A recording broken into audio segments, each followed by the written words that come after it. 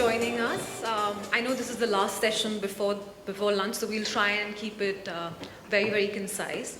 I'll begin with just asking, the central question of this panel, which is, how have you seen the LP-GP relationship evolve over the last few years, if at all you have? And we could start with Han-Seng, maybe.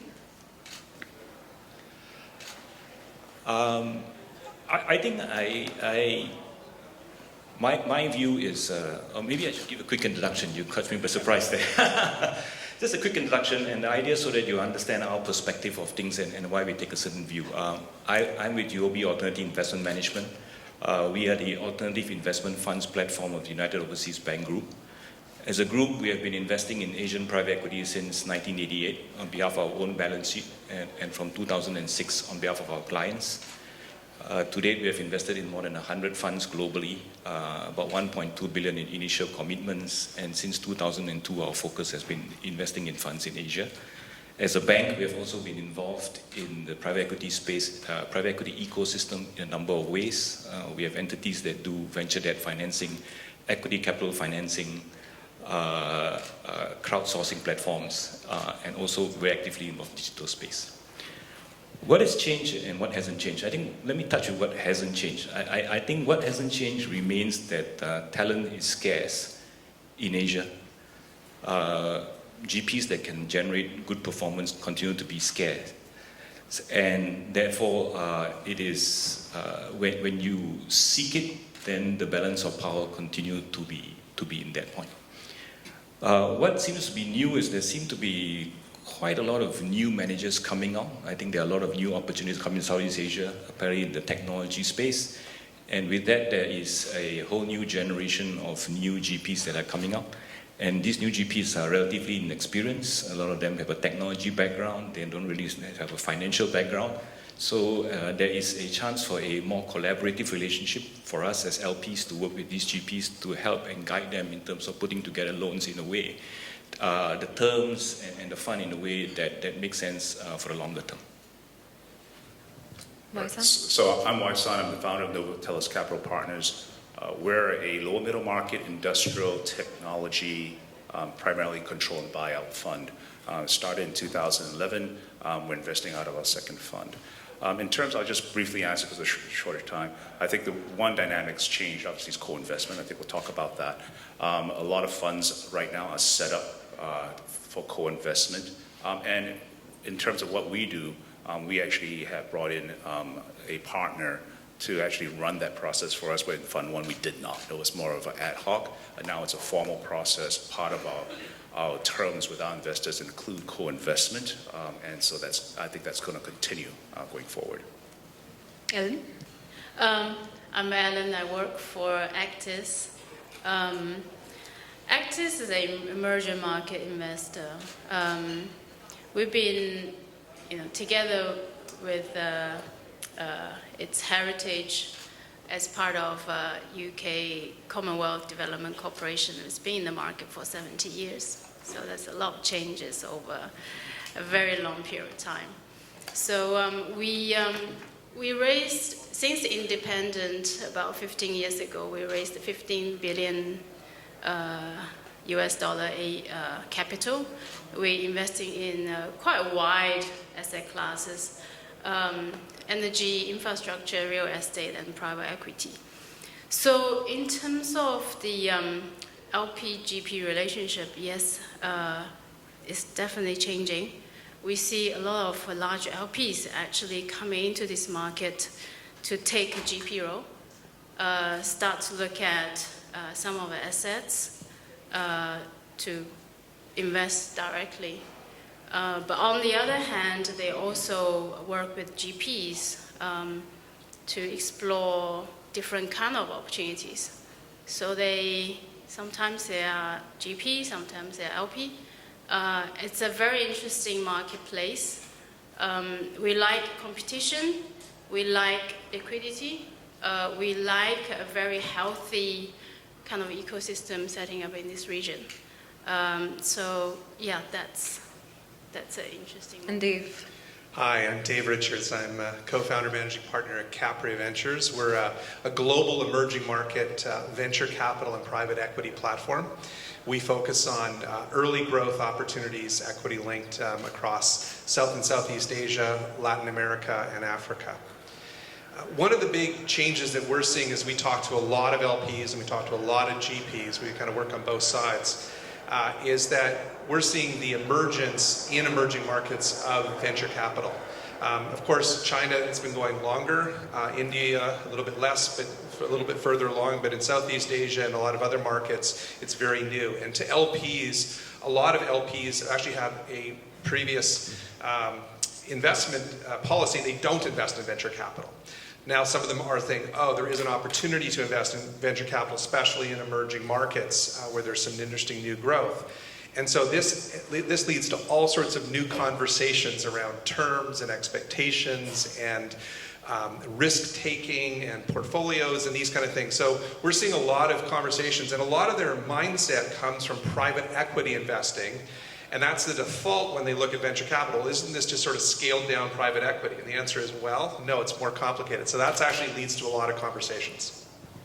Waisan touched upon co-investment, so let's hear from the LP. Hanseng, do you see you getting more into co-investments, and why? What's sort of causing that interest? And of course, then we'll hear from the GPs as well. Yes, we are getting into more co-investments. So we do co-investments a little bit different than what people are talking about globally. I think globally, a lot of the co-investments happen in the larger buyout funds. And they tend to be more financial investments. And there are a lot of discussion about whether that's a good thing or a bad thing. On the negative side, obviously, the adverse selection. And then it also enlarges the size of the fund much more. Because if every dollar that LP wants to put into the fund, they want $1 of co-investments, then you're actually investing in a fund that is 2 times what the cover price is. And you know, in certain conditions, that's not necessarily a good thing in terms of what your return expectations are investing in these countries. But our strategy has been, because we have been investing for a long time and we know this space rather well, we tend to invest in smaller managers.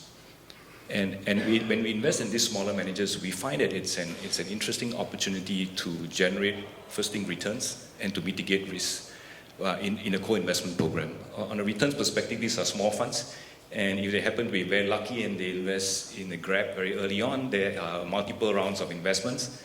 Probably not when they reach $10 billion, as Brahma was saying, but there are a lot of rounds that you can get in before that, which are profitable opportunities because of the space that we're investing in.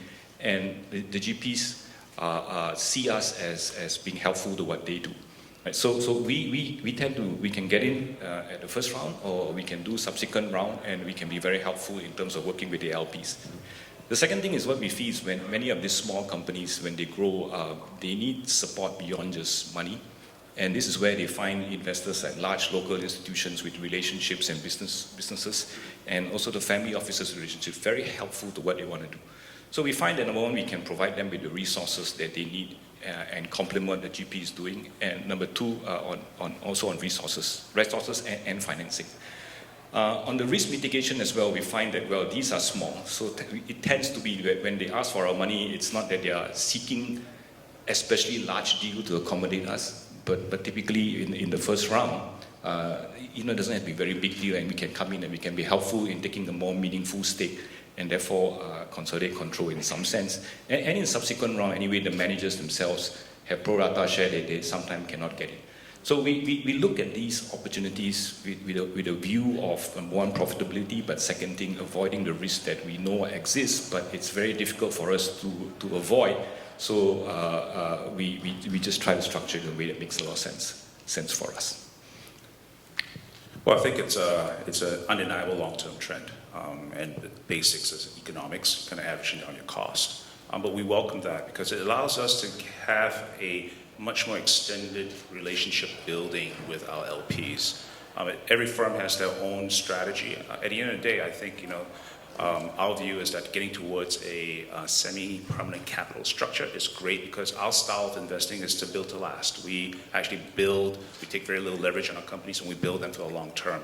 And engaging our limited partners in this strategy for us is great, and it gets them comfortable with future funds, and that is a great outcome for us. We see a lot of co-investment requests from LP, and it's a very good thing. So one is from GP perspective, we see bigger and bigger deals that one single GP is not able to underwrite. And also from risk perspective, we just want to limit the exposure to one particular business or company. Having LP coming to into the investment, it does allow us to have a bigger exposure to certain company with control. So it's a good thing for GP. From LP perspective, it's a very attractive proposition for fees as an overall way to improve economics. And also, our LPs are institutions, sovereigns and public pensions. They have, over time, the intention to build up their in-house capabilities. By coming to the deal directly, they're taking a little bit more active role in control of managing the portfolio company. So that's a good thing for LP. And the third thing is more transparency through working on the deal together, especially with, you mentioned about barrage effect and all that. So LP needs to have more insight in terms of capital deployment timing. You deploy capital for the need of it, not for other purposes. And you come into the board to be more on the ground, know what's going on a very detailed basis. So, with that, I definitely see that co-investment is getting more and more popular amongst, now it's bigger LPs, and then coming down to LPs in this region too. Great. I think co-investing is definitely on the rise. Let me just, though, compare the interest and the request with the actual execution of co-investments. We see lots of co-investment rights requested, either soft or hard optionality looks, but we see a lot of co-investment rights not exercised. And one of the biggest issues is lack of ability to execute on the LP's front on a co-investment. A lot of these deals that are the ones that are most attractive are moving very quickly. They can't move fast enough to invest in those deals. Also, they don't have the in-house expertise to jump on and evaluate those deals. They're not used to doing those kind of direct deals. So we see a lot of GPs that have given off or have offered significant co-investment rights. Only a fraction of those are ever used. How do you think the broader macroeconomic environment is going to affect this relationship over the next few years? We'll start with you, Dave. Sure. Well, I think most people believe that there's going to be a downturn, at least in the West, and the question is it going to be global? Or how is it going to affect globally? I think if you're a GP, putting on GP hat for a minute, you've got to be able to articulate a strategy that excels and can deliver results even and assuming a downturn. One of the best things that we believe you want to look at, the lens that you can offer if you can actually execute on this, is to look at, are you investing in situations where there's resilient investments? So one particular area that we're particularly excited about in emerging markets is private consumption. We've looked at the data very closely, and we've published some proprietary research on this, which shows that during previous downturns, so during the dot-com downturn and also in the most recent downturn, 2008, emerging markets for investment compared to, let's say, the US market, were about 80% more resilient for businesses you're investing in that had private local consumption. In other words, if you're investing in businesses that have global exports and things like that, those are much more impacted. But if you're focused on private consumption in those markets, they're much more resilient. So we look very carefully at that factor now because we believe there's going to be a downturn and really look at investments from that lens. Ellen? I totally agree with you, David. If the drive of the investment is from bread, butter, is a basic consumption, it doesn't really matter about, what's going on with politics and macro side. People need to eat. People need to switch the light on. Education. This is a very basic consumption, and that. That's the key to make the investment sustainable. Another driver is the technology disruption. That's the growth side. But you need to control the basic needs versus growth, and making sure that in different market cycle, you mitigate those risks. So. We have had a really long period of growth for a very long time. Valuations very, very high. And LPs are kind of very cautious about the next move. So I see two types of trends going on. One is being very defensive, not coming to emerging market. Stay in developed core where they feel very comfortable. The other type is actually coming into emerging market as a diversification to mitigate their risk. So, we don't know which way you go, but if you stick to what you are good at, limit your downside because of all the macro phenomenon, I think you will pull through this period of time. Yeah, I think Brahma mentioned, that Southeast Asia is not a necessary checkbox for a lot of global LPs, and that is true. You got to find your differentiation, and you got to deliver, sustained overperformance, outperformance to justify the risk they see in Southeast Asia, governance, currency, blah blah blah. And that is something we focus on. Where when Novatalis, we've been doing industrial and tech buyouts since 2011. And in the current climate where you have this trade war and moving on to a longer term technology Cold War, I think a lot of, from what we see ground up, a lot of the diversification and rebalancing of global supply chains are rediscovering Southeast Asia as the old friend. Most of you have heard the old Asia Tigers before. Folks are rediscovering the Asia Tigers, Taiwan, Korea, Singapore, Malaysia. And that's where we see a lot of opportunity. It's on both sides. It's you've got the rise in the 5G, industrial IoT, AI. That's all the technology acronyms. You've got MAGA on the other side, and now much muted One Belt, One Road whisper. But still, if you talk to the way capital is going to be spent, it's going to be inefficient. You're going to have two technology ecospheres, and it's great for a somewhat neutral region like Southeast Asia to be part of that. So we see that long term as a great opportunity for us. Hansing, if you could talk both about the macroeconomic factors impacting this relationship, as well as Southeast Asia, how's that being viewed, and how do you see, has its moment come?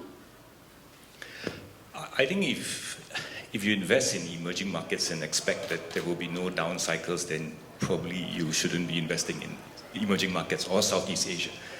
I mean, this is going to be, if it comes and when it comes, it's going to be my third cycle. So this is part of the way it is, and we are investing in this. And the cycles tend to be, for us, more a feature of valuation than the underlying economy. I think the economy is still growing for the reasons that you mentioned. And you can find a lot of interesting opportunities in there, right? So let me just talk about it. Number one, you can find new opportunities, and you can find some structural trends. I think the increasing GDP per capita, the rising middle income, and the rising consumption is a long-term trend, and you can see that very prevalent in many of these countries, even in Indonesia and Vietnam.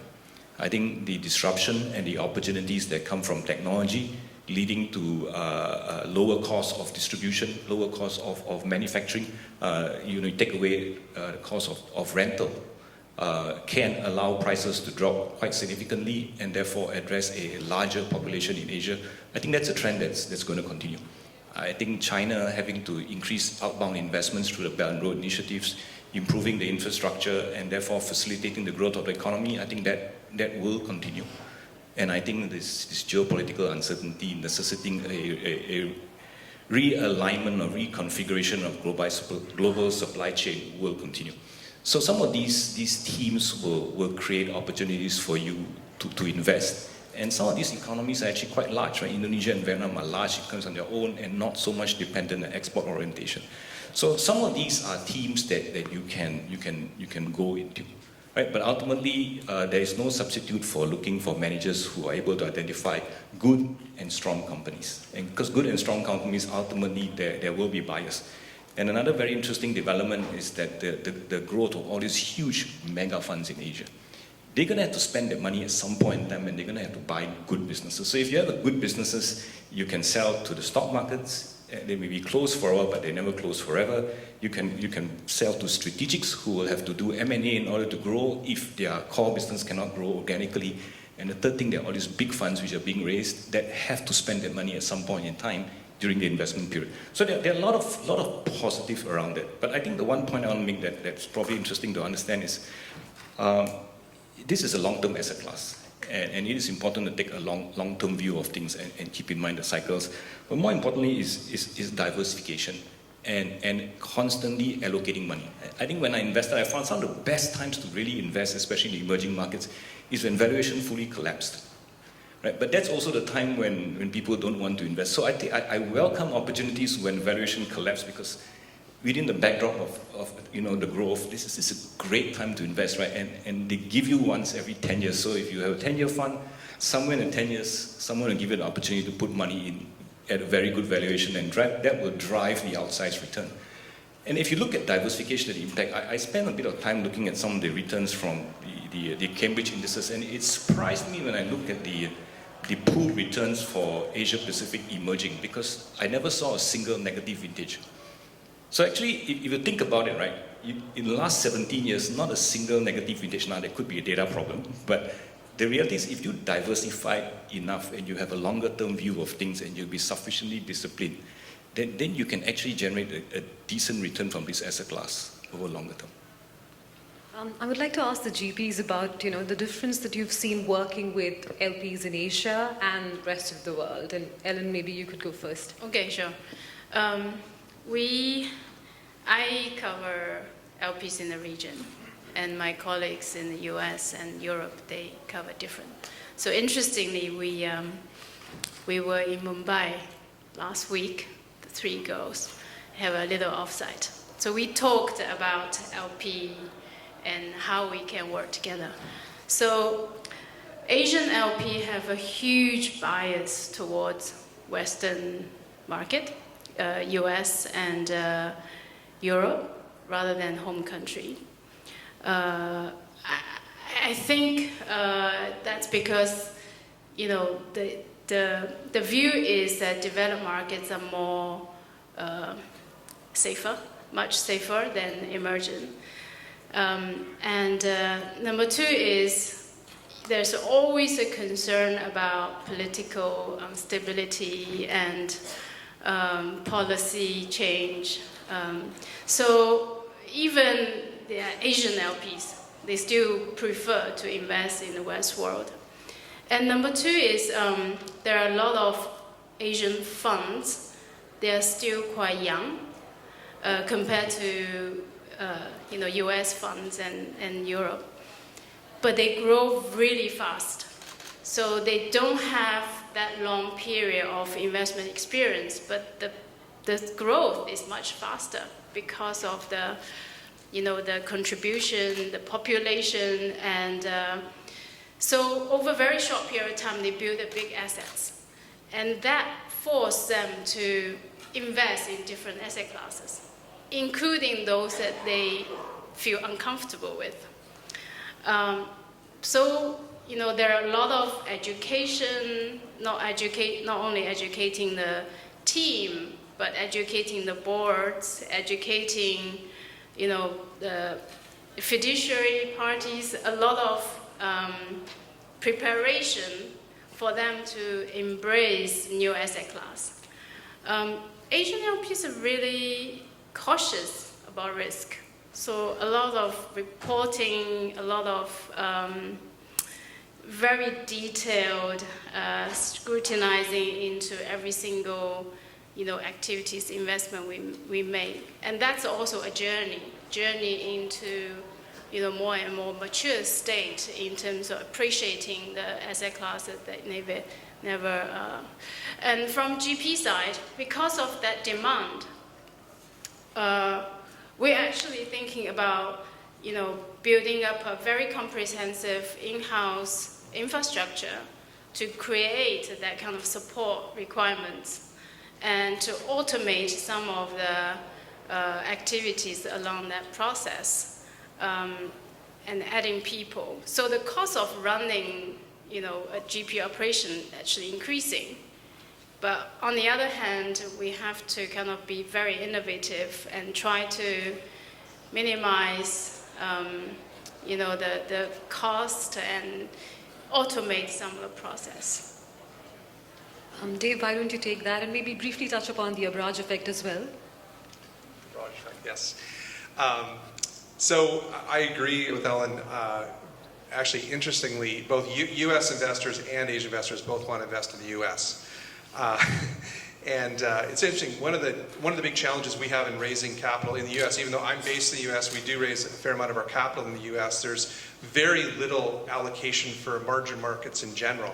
I was talking to a senior person at Merrill Lynch who says they recommend to their clients to have a higher percentage of allocation to emerging markets just to have a smart portfolio of diversification, and their clients generally just say, no thank you. So there's a lot of investors who just don't even look at emerging markets. Then you get down to the specific ones.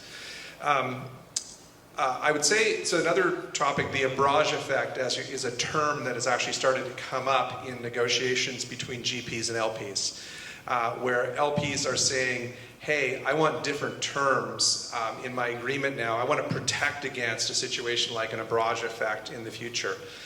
And these are pretty big changes to terms that haven't really been changed in a long time. Sort of core terms around how you can fire a GP, how you can claw back actual profits and stuff for a GP if they do certain activities. And it's led to actually not just those specific issues, but to other kinds of situations that LPs want to protect themselves about. Now, on the other hand, you got GPs going, hey, I'm not Abraj, I'm not doing that. Those are unreasonable terms. And so you have this interesting conversation going on about what is reasonable and negotiating around these terms. But I think this is a conversation that we're seeing happening. And it's, there's things like LPs are saying, hey, I want you to validate you've got a cybersecurity plan. Because that's actually a real issue now, and I don't want my money going missing, or I don't want my information getting out there and people hacking, into my company or into my, in case it's an individual, into my, my money or my identity. So these are the kind of things, these terms are changing between LPs and GPs. Vaisan, do you agree? Are you seeing that as well? Oh, absolutely. I mean, in terms of you go through your KYC, but your data has absolutely got to be protected. And it's a bit of a challenge for smaller funds to have that infrastructure, but we have a lot of third-party providers using cloud-based infrastructure that obviously from a data security, it's world-class. So thank goodness for technology for that. But I wanted to point kind of the other difference. I think a lot of the conversations in Southeast Asia and Asia has always been, do you invest in Pan-Asia or a country fund? Our proposition has always been sector focused in Asia, in Southeast Asia. And the difference between the US LPs, or European LPs and Asian LPs is that they understand this. They go, the guys in Chicago, the guys in Mittelstand, got it. Versus here, it's, are you a niche play? They don't understand it. So it's still country and by Pan-Asia or country specific versus sector. But as you think about the intricacies and nuances and risks to manage, I think the move towards sector-focused GPs are starting to emerge here. And finally, Hanseng, are you factoring in the Abraj effect in your agreements with GPs as well? I think we've always felt that a very critical part of our ability to monitor the fund after you sign the subscription agreement over the next 10 years is really your agreement. If you don't have an agreement that has any teeth in any part of the implementation, then you really have no influence or control for the next 10 years. And the GP will do whatever they want. And you can have a meeting, you can have a conversation, but you have nothing, right? So from very early on, it is quite clear to us that a very key element of constantly meeting them, constantly meeting the investing company is also to make sure that you have a very good and well-negotiated agreement. And also, we also conduct operational due diligence, which is similar to what we do for a hedge fund side, primarily because a lot of the managers are quite new.